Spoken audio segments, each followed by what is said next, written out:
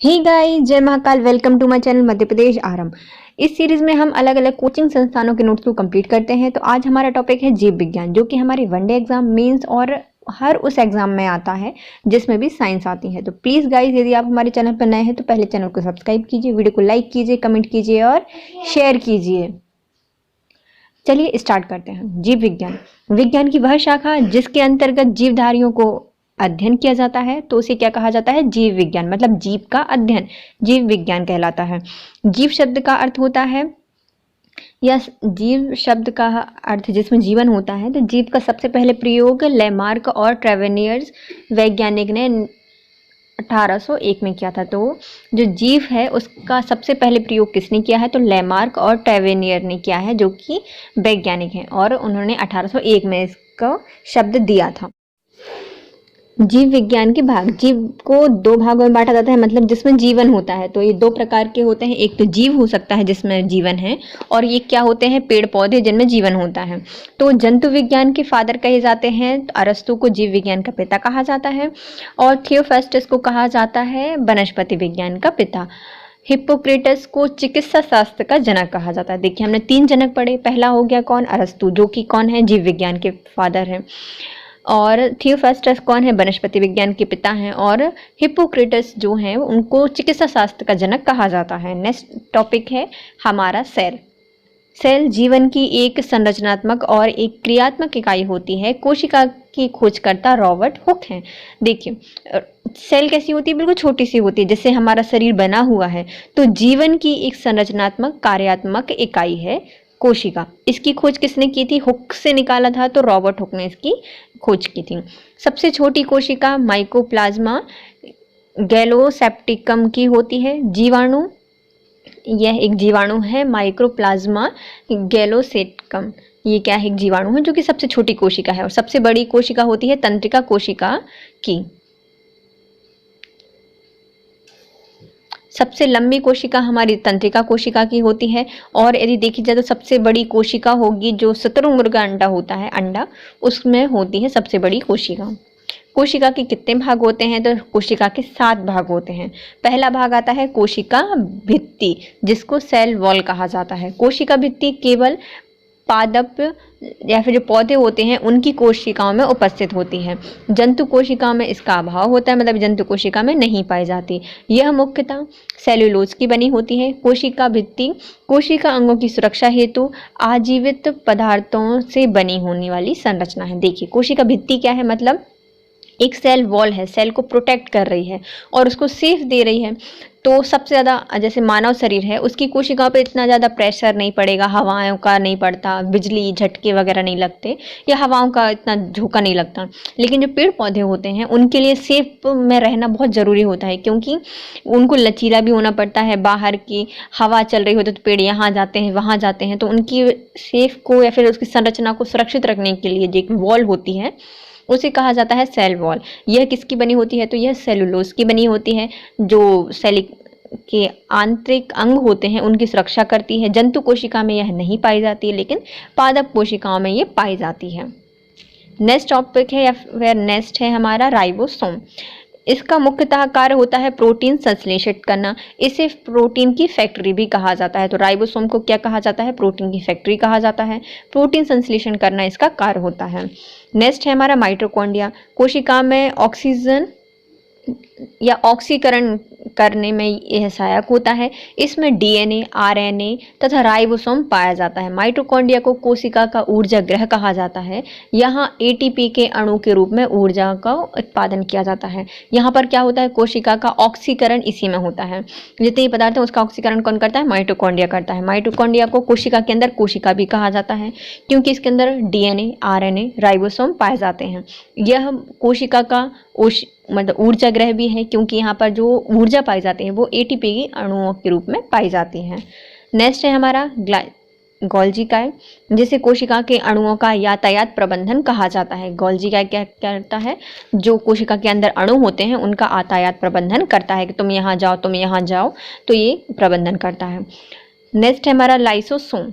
जिसे आत्महत्या की थैली कहा जाता है। किसके? क्योंकि इसके अंदर कुछ केमिकल्स पाए जाते हैं जो कि हमारे शरीर की रक्षा करते हैं, या फिर कोई बाहरी जर्म्स बैक्टीरिया वगैरह आता है तो लाइसोसोम क्या करता है, उसको पकड़ के खुद भी मर जाता है, उसको ही मार देता है, पूरी सेल को ही मार देता है लाइसोसोम। जीव द्रव, जीव द्रव प्रत्येक कोशिका में कोशिका झिल्ली के अंदर पाया जाने वाला एक अर्धपारगम्य चिपचिपा तरल पदार्थ होता है। इसमें कार्बनिक और अकार्बनिक पदार्थ पाए जाते हैं। नेक्स्ट है हमारा कोशिका झिल्ली। यह एक अर्धपारगम झिल्ली होती है जिसका कार्य क्या होता है, अणुओं के परिवहन करना, मतलब तुम जाओ तुम नहीं जाओ, ये जो उसकी चेकिंग वगैरह करता है कि कौन सा अणु शरीर के अंदर कोशिका के अंदर जाना चाहिए, कौन सा नहीं जाना चाहिए, ये कोशिका झिल्ली का कार्य होता है। अर्धपारगम होती है मतलब सारे मिनरल्स एलिमेंट्स को या फिर कोई भी आलतू फालतू चीज़ को अंदर नहीं जाने देती। यह लिपिड और प्रोटीन की बनी होती है। अब हमारा है जीव विज्ञान की शाखाएं। पहले जीव विज्ञान का अध्ययन क्या कहलाता है, तो जंतु का अध्ययन क्या कहलाता है, जीवित या मृत जानवर दोनों का अध्ययन किया जाता है जीव विज्ञान में। नेक्स्ट है हमारा इपीकल्चर। इपीकल्चर मधुमक्खी पालन का अध्ययन। सेरिकल्चर, इसमें रेशम कीट पालन किया जाता है। पिसीकल्चर, इसमें मत्स्य पालन किया जाता है। एंथ्रोलॉजी, इसमें फूलों का अध्ययन किया जाता है। एंटोमोलॉजी, इसमें एंट्स वगैरह का अध्ययन किया जाता है, तो कीटों का अध्ययन किया जाता है। ऑर्थिनोलॉजी में हम पक्षियों का अध्ययन करते हैं।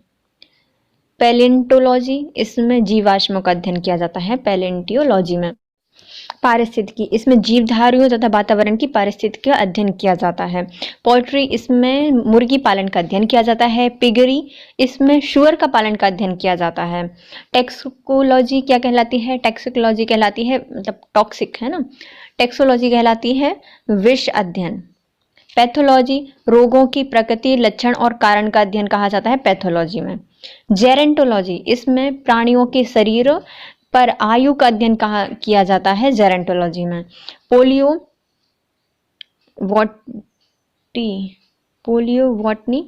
पोलियोबॉटनी में क्या कहा जाता है, पादप जीवाणुओं का अध्ययन किया जाता है। कार्डियोलॉजी, इसमें हृदय और उसकी बीमारियों का अध्ययन किया जाता है। पोलियोबॉटनी में क्या किया जाता है, जो पादप जीवाश्म होते हैं उनका अध्ययन किया जाता है। विटिकल्चर, इसमें अंगूरों का अध्ययन उत्पादन किया जाता है।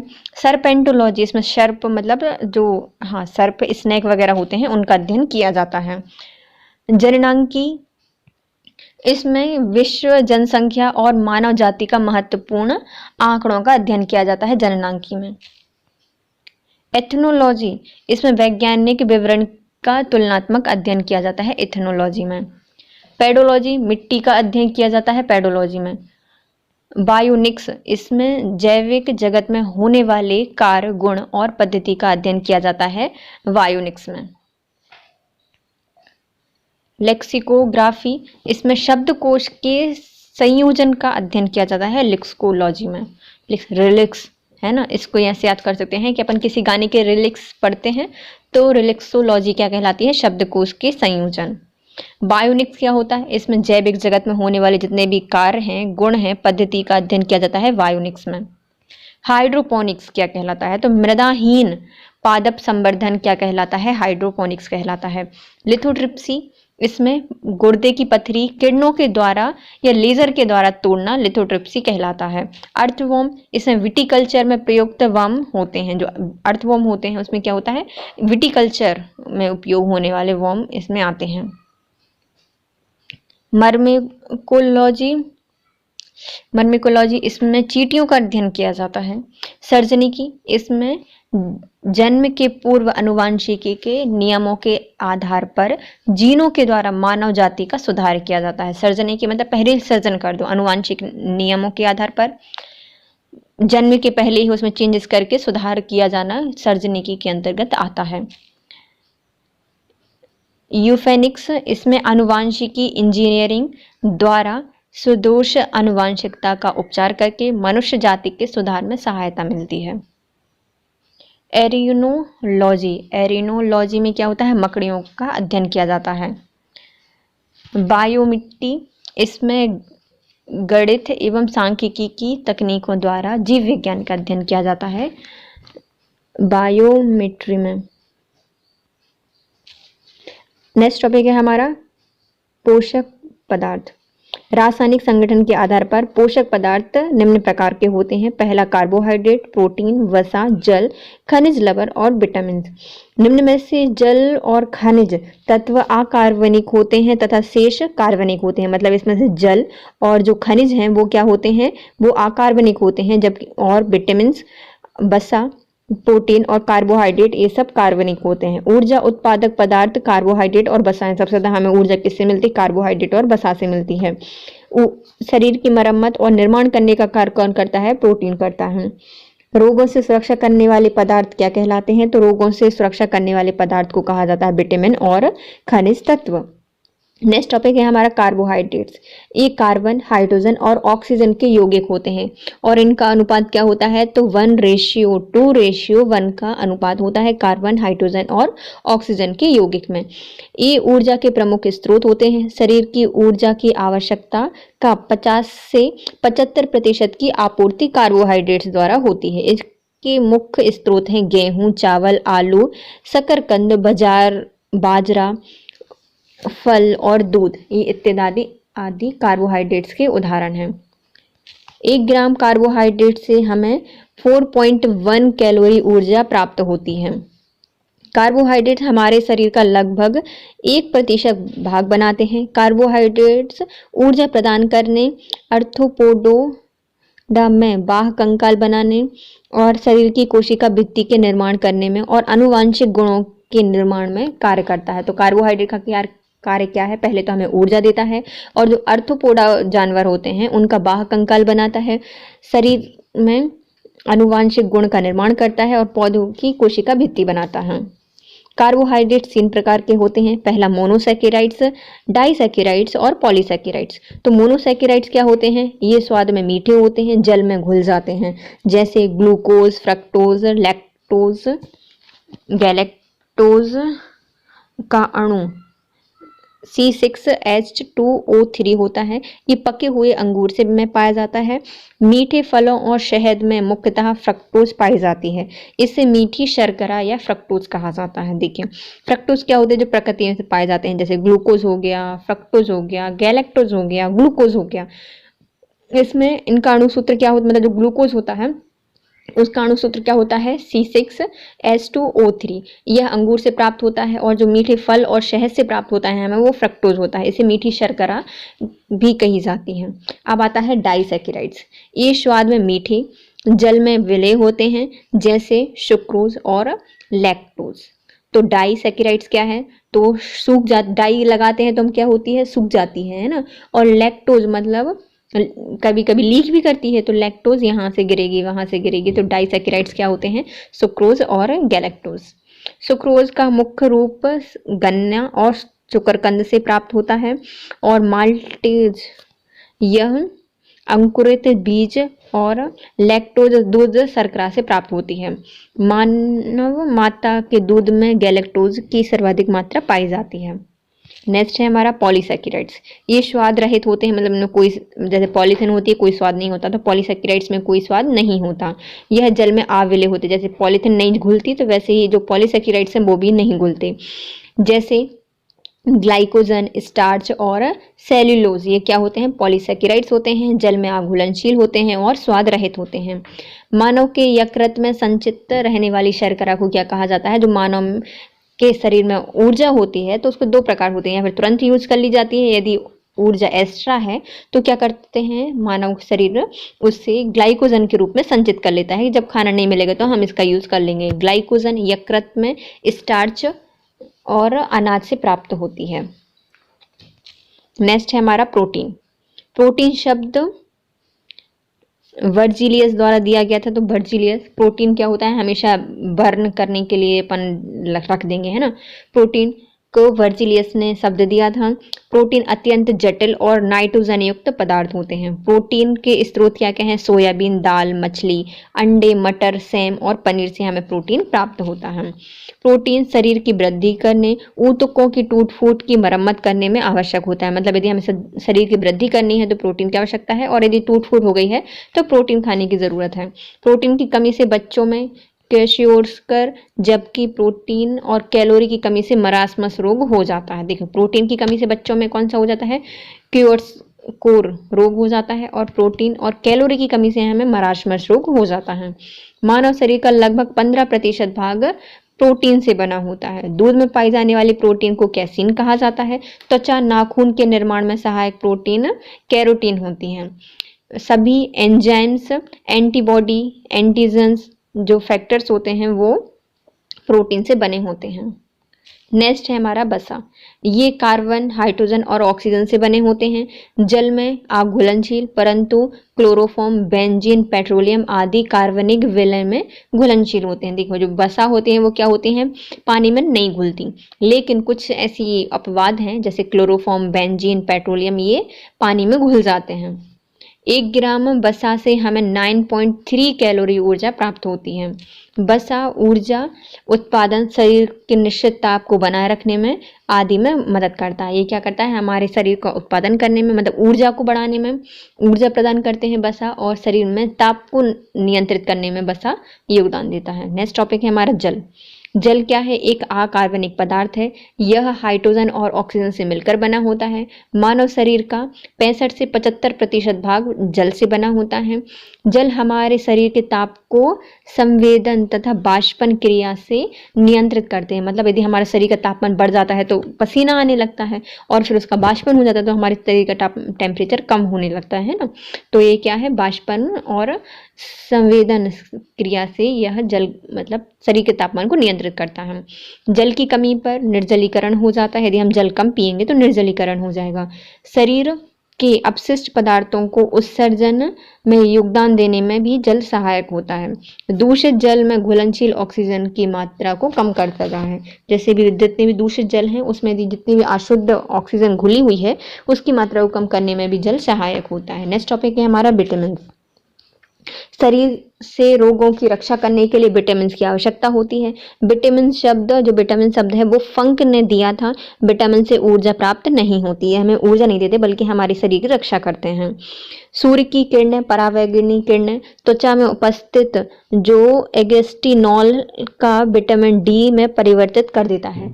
जो सूर्य की किरणें होती हैं वो परावैंगनी किरणें त्वचा में उपस्थित एगेस्टिनॉल विटामिन डी में परिवर्तित कर देता है। हमारा शरीर विटामिन डी और के का संश्लेषण कर सकता है। विटामिन B12 में कोबाल्ट पाया जाता है। विटामिन बी और सी जल में घुल जाते हैं। अब कुछ विटामिन दिए हैं, उनके वैज्ञानिक नाम दिए गए हैं और उनकी कमी से कौन सा रोग होता है ये दिए गए हैं। चलिए हम पढ़ते हैं पहला विटामिन।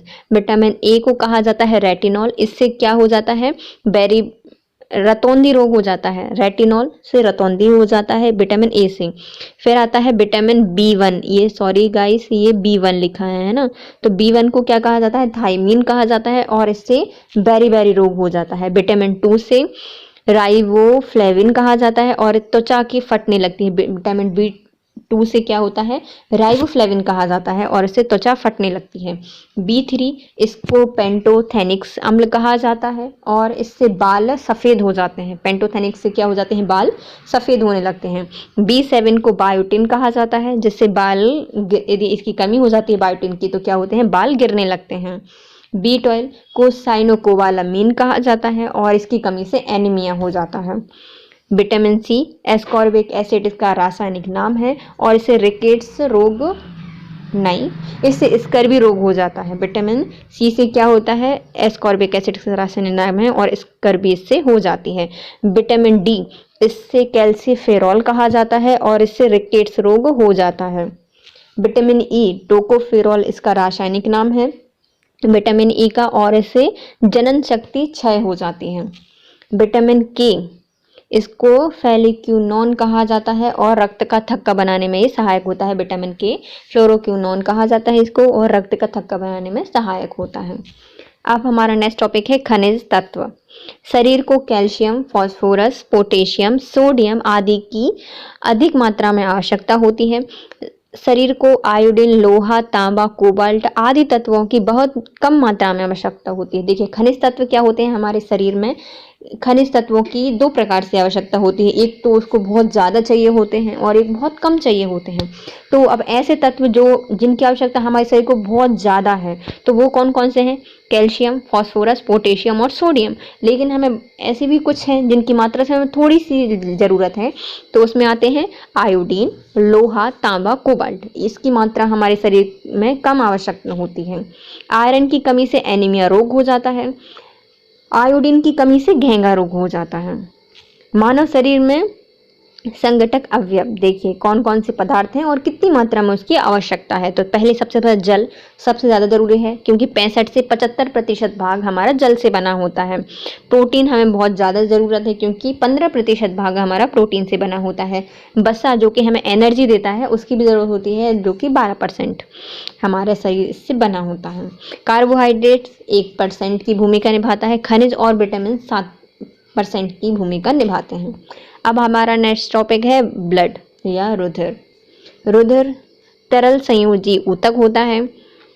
मानव शरीर में रक्त की कमी से भार का लगभग 7 से 8% होता है। जैसे कि हमारा मनुष्य का शरीर है, उसमें रक्त कितना होता है? तो 7 से 8% रक्त पाया जाता है।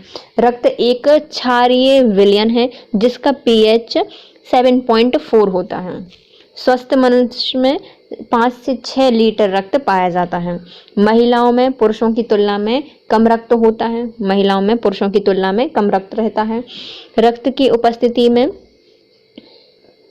मेसोडर्म से होती है। जो रक्त की उत्पत्ति है, तो भ्रूण अवस्था में, अभी तो बहुत सारे वो हैं, बोन मैरो वगैरह हैं, लेकिन जब बच्चा छोटा सा होता है तो भ्रूण की अवस्था में उस जल की उत्पत्ति कहाँ से होती है? तो मेसोडर्म से होती है। रक्त दो प्रकार के होते हैं, मतलब रक्त में दो प्रकारों से घटकों से मिलकर बना होता है। पहला प्लाज्मा और दूसरा है रुधिराणु। रुधिराणु में क्या क्या पाया जाता है? रुधिराणु में पाए जाते हैं आरबीसी, जिनको कहा जाता है इरिथ्रोसाइट, डब्ल्यूबीसी जिसको कहा जाता है ल्यूकोसाइट, और रुधिर प्लेटेस जिसको कहा जाता है थ्रोम्बोसाइट्स। तो प्लाज्मा क्या होता है? यह हल्के पीले रंग का तरल पदार्थ होता है। यह रक्त का 55 से 60% भाग बनाता है। इसका 90% भाग जल से बना होता है, 7% प्रोटीन और 0.9% लवण और 0.1% इसमें ग्लूकोज होता है। शेष पदार्थ बहुत कम मात्रा में पाया जाता है। और प्लाज्मा में क्या होती है? एंटीबॉडीज होती हैं। पचे हुए भोजन तथा हार्मोन्स का शरीर में संवहन प्लाज्मा के द्वारा किया जाता है। फ्लाइवोनोजेन, प्रोथ्रम्बिन, ग्लोब्यूलिन और एल्बुमिन मुख्यतः प्रोटीन होते हैं जो कि प्लाज्मा में प्राप्त होते हैं। देखो, फ्लाइवोनोजेन, प्रोथ्रम्बिन, ग्लाइकोबिलिन और एल्बुमिन, ये क्या होते हैं? ये सब प्रोटीन होते हैं जो कि प्लाज्मा से प्राप्त होते हैं, प्लाज्मा में स्थित होते हैं। नेक्स्ट है हमारा रुधिराणु, जो कि हमारा ब्लड का दूसरा घटक है। ये रक्त का लगभग 45 से 45% भाग बनाता है, 50% भाग बनाता होगा। यह लाल रक्त कणिकाएं या इनमें इरिथ्रोसाइट पाए जाते हैं। तो लाल रक्त कणिकाएं क्या होती हैं? लाल रक्त कणिकाएं ये 99% भाग बनाती हैं ब्लड कैप्सूल्स का, है ना, कार्पल्स का। यह आरबीसी का निर्माण अस्थि मज्जा में, जो आरबीसी होती है उसका निर्माण कहाँ होता है? अस्थि मज्जा में होता है। आरबीसी का मुख्य कार्य क्या होता है? यह शरीर की प्रत्येक कोशिका में ऑक्सीजन पहुंचाता है और कार्बन डाइऑक्साइड को वापस ले जाने का कार्य कौन करता है? आरबीसी करता है। आरबीसी का जीवन काल 120 दिन होता है। आरबीसी में केंद्रक नहीं पाया जाता, लेकिन कुछ जंतु हैं जैसे कि ऊंट, उसमें आरबीसी में केंद्रक पाया जाता है। आरबीसी की संख्या हीमोसाइट्स एम से ज्ञात की जा सकती है। आरबीसी में हीमोग्लोबिन पाई जाती है। प्लीहा को आरबीसी का कब्रगाह कहा जाता है। जितने भी आरबीसी हैं वो कहाँ जाके मरती हैं? प्लीहा में मरती हैं, इसलिए उसको क्या कहा जाता है? आरबीसी की कब्रगाह कहा जाता है। नेक्स्ट है हमारा डब्ल्यूबीसी, इसको ल्यूकोसाइट भी कहा जाता है। यह शरीर रुधिर निर्माण अस्थि मज्जा में होता है। मतलब डब्ल्यूबीसी और आरबीसी दोनों का निर्माण कहाँ होता है? आरबीसी में मतलब अस्थि मज्जा में होता है, लेकिन जो डब्ल्यूबीसी होती है उसकी मृत्यु प्लीहा में होती है। इसका मुख्य कार्य जो रक्त है उसका थक्का बनाने में मदद करता है। इसमें भी केंद्रक नहीं पाया जाता, यह केवल मनुष्य एवं स्तनधारियों में रक्त में पाया जाता है। और जो डब्ल्यूबीसी होती हैं ये क्या होती हैं, हमारे शरीर की सेना होती हैं। कोई बाहर से बैक्टीरिया वायरस कुछ भी आता है तो उससे लड़ने के लिए तैयार कौन रहता है, डब्ल्यूबीसी रहती है, और हम इसको हमारे शरीर का रक्षा कवच भी कहा जाता है। अब आते हैं रक्त के कार्य क्या क्या हैं। शरीर के ताप को नियंत्रित रखता है, शरीर में थक्का बनाता है। डब्ल्यूबीसी आरबीसी इसमें आते हैं कि वो थक्का बनाने में और इस विटामिन हार्मोन को भी यहाँ से वहाँ लेके जाने में कार्य करती हैं। ऑक्सीजन, कार्बन डाइऑक्साइड और पचा हुआ भोजन, उत्सर्जित पदार्थ और हार्मोन का संवहन भी करता है, मतलब यातायात में भी कार्य करता है। नेक्स्ट है हमारा एग्जाम से रिलेटेड पॉइंट। रक्त में फाइब्रिनोजेन और प्रोथ्रम्बिन नामक प्रोटीन पाए जाते हैं। ये प्रोटीन रक्त को जमाने में सहायता प्रदान करते हैं। रक्त में हेपेरिन नाम का ये प्रोटीन पाया जाता है जो कि रक्त की धमनियों में जो रक्त को जमने से रोकता है। अब आता है रक्त समूह या ब्लड ग्रुप।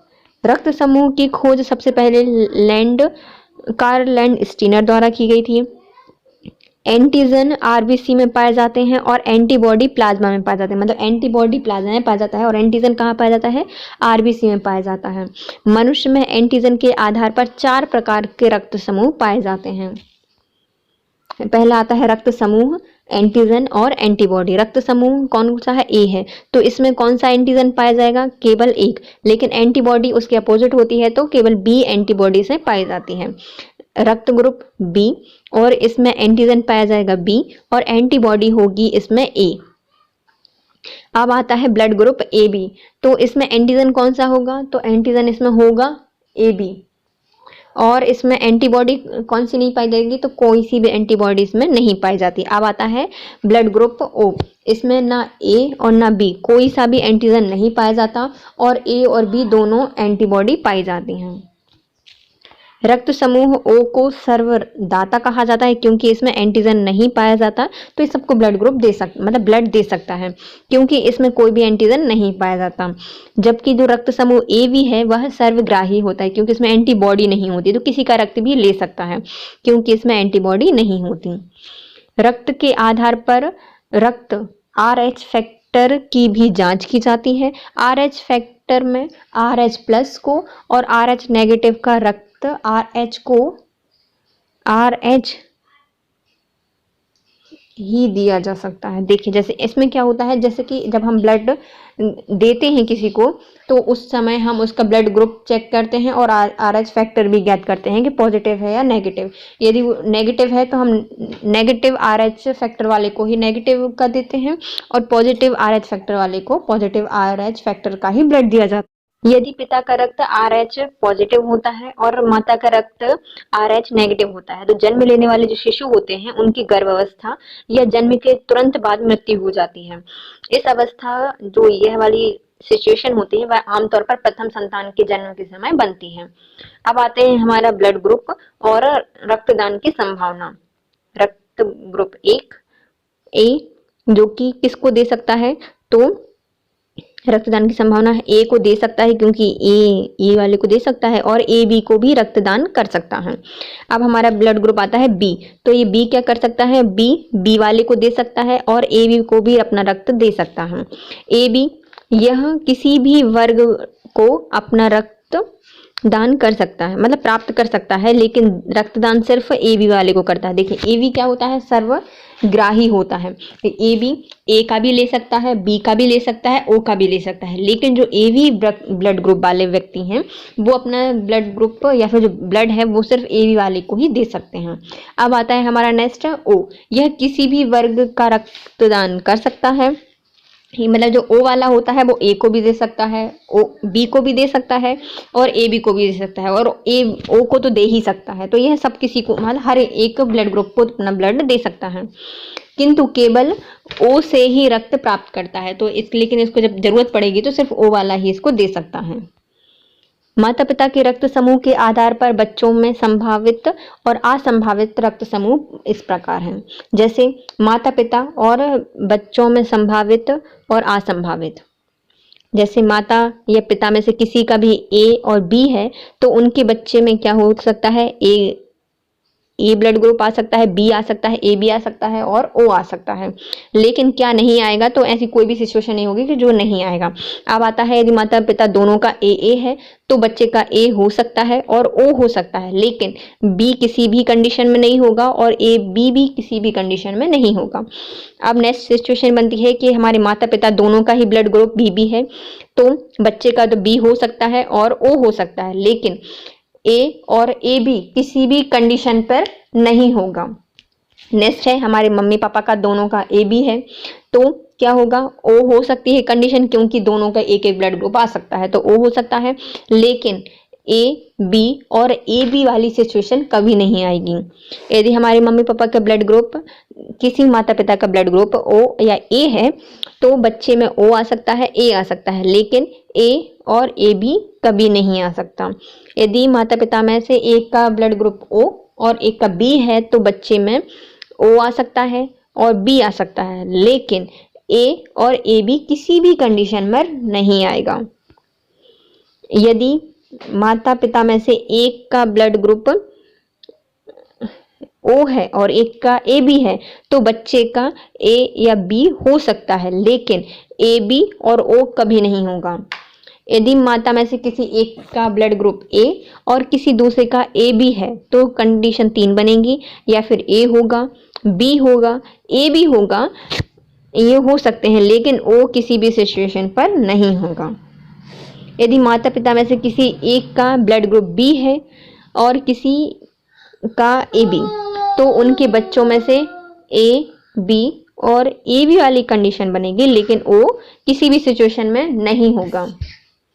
माता या पिता में से किसी एक का या दोनों का रक्त समूह ओ होने पर संतान में ए बी रक्त समूह उपस्थित नहीं होता। माता पिता में किसी एक का या तो दोनों का रक्त समूह ए बी होने पर ओ रक्त समूह उपस्थित नहीं होगा।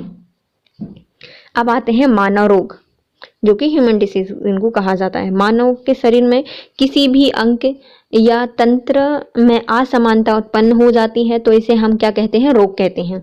ये जीव को जो रोग उत्पन्न करते हैं उन्हें रोगाणु कहा जाता है। मतलब ऐसे हमारे शरीर में किसी भी असमानता के कारण जो उत्पन्न होती है प्रॉब्लम, उसको कहा जाता है रोग, और जिसके कारण ये होता है उसे कहा जाता है रोगाणु। तो रोग के प्रकार और कारण, पहले आता है संक्रामक रोग।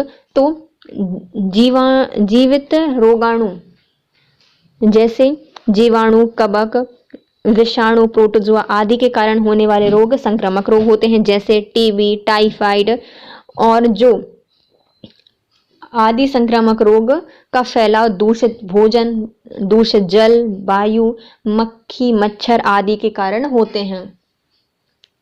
अब आते हैं हायशित रोग। यह उम्र बढ़ने के साथ विभिन्न शारीरिक अंगों की क्रियात्मक क्षमता कम हो जाती है, जैसे हृदय रोग। इसको क्या कहा जाता है, हास्य रोग कहा जाता है, मतलब जो उम्र के कारण होता है। फिर आता है हीनताजन्य रोग। विभिन्न पोषक पदार्थों की कमी से होने वाले रोगों को क्या कहा जाता है, हीनताजन्य रोग कहा जाता है, जैसे रतौंधी, बेरी, एनीमिया इत्यादि।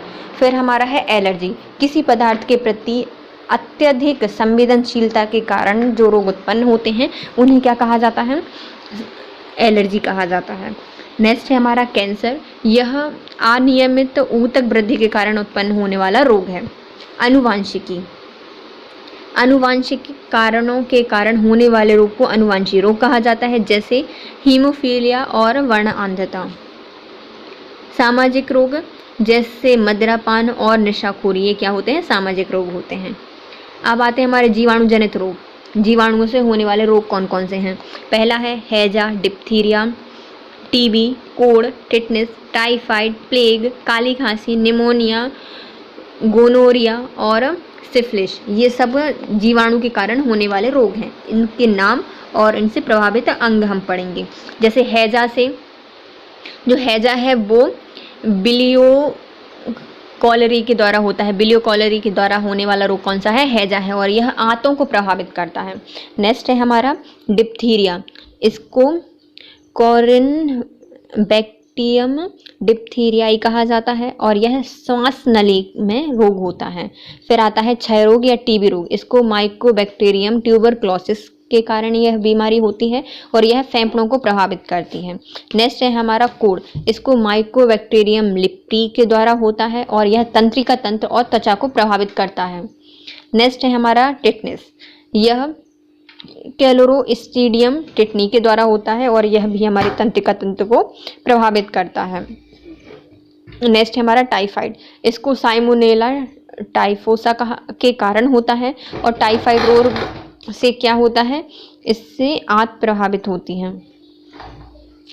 फिर नेक्स्ट है हमारा प्लेग, इसको पास्चुरेला पेस्टिस के कारण ये होता है प्लेग, और प्लेग से फेफड़े, काख या फिर जो दोनों पैरों के बीच की जगह होती है उसमें प्लेग हो जाता है। फिर है हमारा काली खांसी, इसको बॉर्डीटेला पर्ट्यूसिस के कारण होती है, बॉर्डीटेला पर्ट्यूसिस के कारण होती है और श्वसन तंत्र काली खांसी से प्रभावित होता है।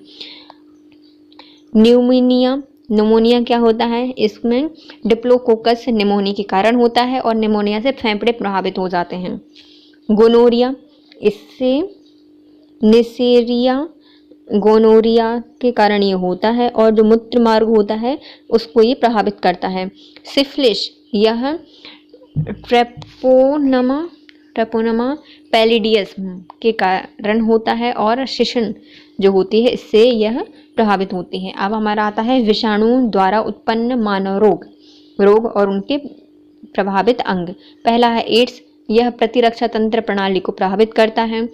रेबीज, यह केंद्रीय तंत्रिका तंत्र या सेंट्रल नर्वस सिस्टम को प्रभावित करता है। फिर आता है पीलिया, यह यकृत को प्रभावित करता है। पोलियो, यह हमारे तंत्रिका तंत्र या सेंट्रल नर्वस सिस्टम को प्रभावित करता है।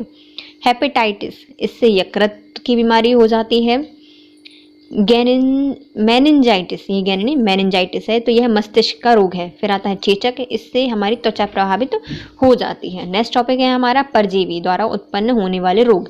तो रोग, उससे संबंधित अंग, परजीवी और उसके वाहक कौन कौन से हैं। तो पहला आता है काला ज्वर, ये इससे अस्थि मज्जा प्रभावित होती है जिसको बोन मैरो कहा जाता है, इससे बोन मैरो प्रभावित होती है। और सिशमेनिया डोनावानी के कारण होता है और इसको वाहक कौन होते हैं, तो बालू मक्खी इसकी वाहक होती है। पायरिया, इससे मसूड़े प्रभावित होते हैं और एंट अमीवा जिंजीवैलिस के कारण ये रोग होता है। फिर आता है मलेरिया, यह तिल्ली और आरबीसी को प्रभावित करती है और प्लाज्मोडियम के कारण मलेरिया होता है और यह मादा एनफ्लूएंजा मच्छर द्वारा फैलती हैं या वाहक होती हैं। पैचिस से क्या होता है, आंतें प्रभावित होती हैं और एंट अमीवा हिस्टोलिका के कारण यह रोग होता है। फिर आता है निंदा रोग, इससे मस्तिष्क प्रभावित होता है।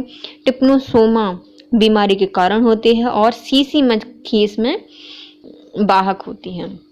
यहाँ हमारी बायोलॉजी होती है कंप्लीट। तो प्लीज़ गाइस चैनल सब्सक्राइब कीजिए, वीडियो को लाइक कीजिए, कमेंट कीजिए और शेयर कीजिए।